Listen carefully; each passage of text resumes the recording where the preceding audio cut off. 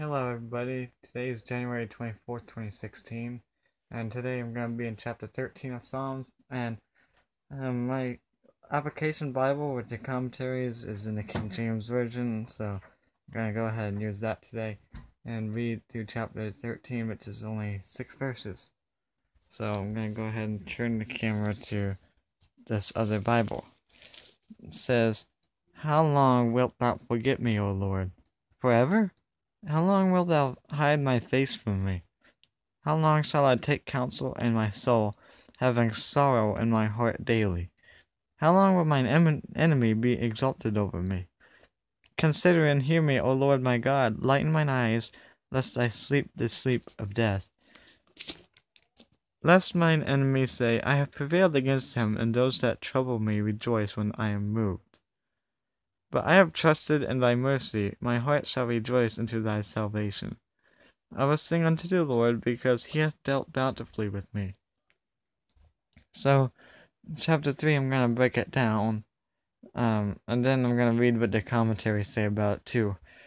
So, in 1 and 2, David is asking, how long is God going to forget him while he's in his troubles? He feels that God is forgetting him and not dealing with the troubles that are facing him, and even he has sorrow in his heart every day because his enemy is being exalted over him. So, some of us that are watching this video can actually relate to this, and we feel that God is just letting our enemies win over us all the time, and we just feel, are you going to forget me forever, God? And so as we go into verse 3, David asks God to consider and hear him, and lighten his eyes, or else he will sleep the sleep of death. And then 4, lest my enemies say that I have prevailed against him, and those that trouble me rejoice when I am moved. And so David's saying that if God doesn't do anything, his enemies will triumph over him. And so I actually felt the other day kind of like this, how David's felt. And I felt that God was giving up on me. And there's another way of saying this in the other version. I'm trying to look for it real quick. But yeah, it says, "Lest my foes rejoice because I am shaken." So, sometimes we feel that that God is letting our enemies win, and we lose faith in God. It seems like that's what David is doing in the beginning of this chapter.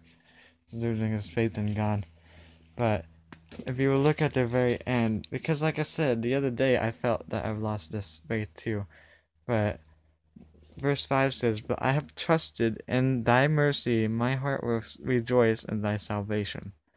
I will sing unto the Lord, because he hath dealt bountifully with me." So even with what David is going through, he is still trusting in God. And so the other day I have a testimony because I felt that I was where David is in this chapter. But at the end I was able to have that faith in God back because God just gave me his presence and was faithful.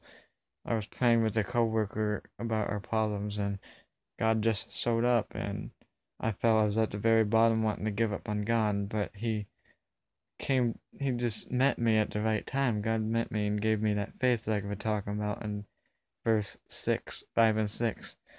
And then we go into the commentary to see what it talks about.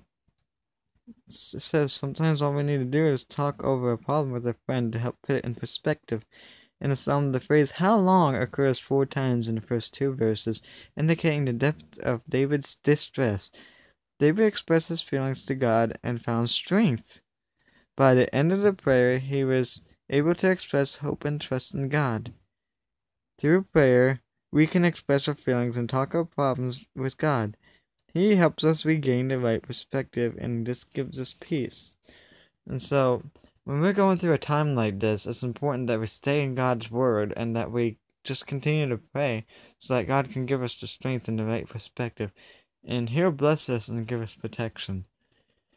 Then, down here, and the next 2 commentaries, David frequently claimed that God was slow to act on his behalf. We often feel this same impatience. It seems that evil and suffering go unchecked, and we wonder when God's going to stop them. David affirmed that he would continue to trust God no matter how long he had to wait for God's justice to be realized. When you feel impatient, remember David's steadfast faith in God's unfailing mercy. And that's another area where you might be. That's where I've been too. I feel like God's not acting, but we still have to keep trusting God. And God gave me that ounce of faith through that testimony. And the last commentary for 13, David was a faithful man, but he felt the pressure of his problems as much as anyone. His response to pressure, however, stands in stark contrast to that of the people described in Psalm 11, who wanted to give up. David held on to his faith. In times of despair, it's much harder to hold on than to give up. But if you give up on God, you give into a life of despair. And that's what I felt like doing the other day, but I was able to hold on. So, the encouragement for me and for all of you who are watching this is to not give up on God. Don't let go, because He will take care of it in just the right time. We just have to keep trusting Him. So I hope that this encourages you, and I hope it can reach out to people. And if you liked it, I hope that you can like and share this video. Until next time, you have a blessed day, and I'll see you tomorrow as we do chapter 14.